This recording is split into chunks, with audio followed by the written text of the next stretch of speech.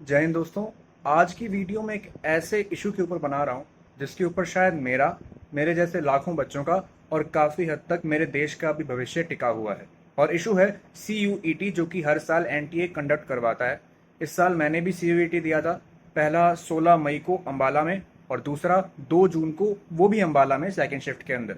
सबसे पहले मुझे सेंटर मेरे घर से लगभग 200 किलोमीटर दूर दिया गया, बट कोई बात नहीं, मैंने मैनेज किया, जैसे तैसे मैं गया। उसके बाद मैंने एग्ज़ाम दिया और उसके बाद भी अभी 17 तारीख को उन्होंने प्रोविजनल आंसर की रिलीज़ की, जिसके अंदर मेरे 4 क्वेश्चंस बेवजह गलत किए हुए थे।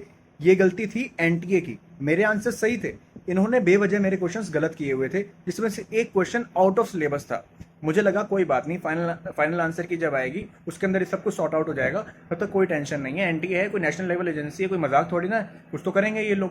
अब 1 जून को फाइनल आंसर की आती है। फाइनल आंसर की के अंदर कुछ हुआ है, चेंज हुआ है। मेरे 2 क्वेश्चंस को ठीक कर दिया गया। इंग्लिश के अंदर एक क्वेश्चन था जिसके अंदर गलती थी, उसे ठीक कर दिया गया। पॉलिटिकल साइंस के अंदर एक क्वेश्चन था जिसमें गलती थी, उसे ठीक कर दिया गया। लेकिन बाकी बचे 2 क्वेश्चंस जो कि पॉलिटिकल साइंस के अंदर ही थे, उन्हें ठीक नहीं किया गया। बिल्कुल सिली मिस्टेक्स हैं।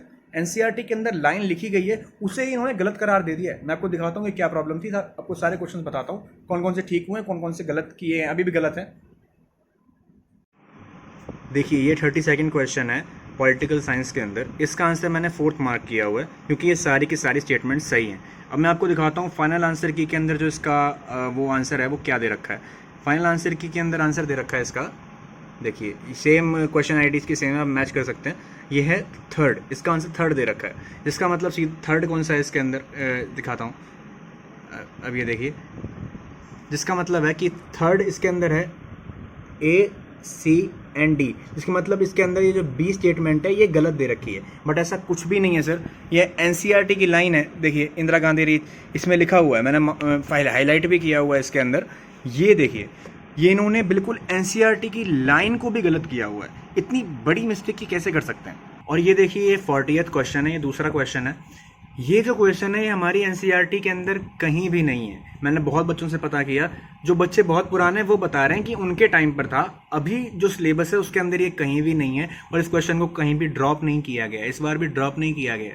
देखिए, क्वेश्चन सेम है, क्वेश्चन आईडी वही है, इसका आंसर दे रखा है, मतलब इसे ड्रॉप नहीं किया गया है। ये मिसमैनेजमेंट की एक हद होती है। हमारा फ्यूचर इस रिजल्ट पे टिका हुआ है सर, हमें कौन सा कॉलेज मिलेगा। और आपकी एक गलती की वजह से मेरे सीधे 12 मार्क्स कम हो रहे हैं। 12 मार्क्स मतलब देखिए, अगर लगभग 10 लाख बच्चे भी दे रहे हैं तो 12 मार्क्स की वैल्यू कितनी होती है। मतलब आप सोच कर देखिए, NTA जैसी एक नेशनल लेवल एजेंसी के अंदर इतनी बड़ी बड़ी गलतियां हो रही हैं, और ये वही एजेंसी है जो कि नीट करवाती है, JEE करवाती है, और अब CUET भी करवा रही है। कोई और भी करवाती होगी तो मुझे पता नहीं है। अब एक बात सोचिए, JEE और नीट के अंदर भी कितनी गलतियां करते होंगे। पिछले साल का नीट स्कैम तो सबको याद है, कितनी मिट्टी पलीत हुई थी इनकी, तब भी इन्हें समझ नहीं आई अभी तक। इतनी बड़ी बड़ी गलतियां ये कैसे कर सकते हैं। मैं तो फिर भी लकी हूं कि मेरे सिर्फ 4 क्वेश्चन गलत थे, इसमें से 2 ठीक भी हो गए। बच्चे तो ये तक क्लेम कर रहे हैं कि इन्होंने जो आंसर टिक किया था वो रिस्पॉन्स ही बदल चुका है। अब वो बेचारे क्या करेंगे, वो तो प्रूव भी नहीं कर सकते इस चीज को। और इतना ही नहीं यार, मतलब इनकी ऑडेसिटी तो देखिए, ये मानना ही नहीं चाहते कि ये गलत है। इनकी हेल्पलाइन काम नहीं करती, ईमेल के हमारे पास रिप्लाई नहीं आते। लोगों ने भर भर कर, हजारों की संख्या में जब इनके पास मेल्स गए, तब इन्होंने अकाउंटेंसी का दोबारा एग्जाम करवाया था, वरना ये उसे भी छोड़ देते। अब आउट ऑफ सिलेबस क्वेश्चंस को ड्रॉप भी नहीं किया गया, इनसे एक आंसर की प्रिपेयर नहीं हो रही यार। फिर पीयूष गोयल आते हैं एक प्लेटफॉर्म पे और कहते हैं इंडिया की जो यूथ है वो डिलीवरी मैन बनने के लिए नहीं है, at least we are delivering something यार। जैसे आपके गुण हैं, जैसे आपके काम है, अभी तक यूथ शुक्र मनाइए कार्टेल नहीं बन गई। साउथ अमेरिका जैसा हाल हो जाएगा इंडिया का। आपसे ये मैनेज नहीं हो रहा।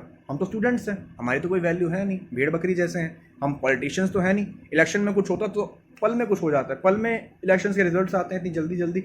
आप रिजल्ट देने में इतना टाइम लगाते हैं, ऊपर से रिजल्ट भी ढंग का नहीं देते। मतलब मैं कितनी भी मेहनत कर लूँ, मेरे पास ये श्योरिटी नहीं है कि मैं अपने मनचाहे कॉलेज में जा पाऊंगा या मुझे वो रिजल्ट मिल पाएगा जो मैं चाहता हूँ और जिस हिसाब से मैंने मेहनत की है, क्योंकि आप लोगों से आपका रिजल्ट कैलकुलेट नहीं हो रहा। मतलब सर, क्या हरकत है ये, क्या समझ रखा है आप लोगों ने खुद को। आप लोग हमारे लिए हैं, हम आपके लिए नहीं हैं। और आपने कोई खैरात नहीं की हमारा एग्जाम कंडक्ट करवा के, आपने हर इंसान से फीस ली है सर। 13 लाख के आसपास बच्चे अगर दे रहे हैं ना, तो सोच कर देखिए, 2,000 रुपये आपने हर बच्चे से लिए, कितने हो गए।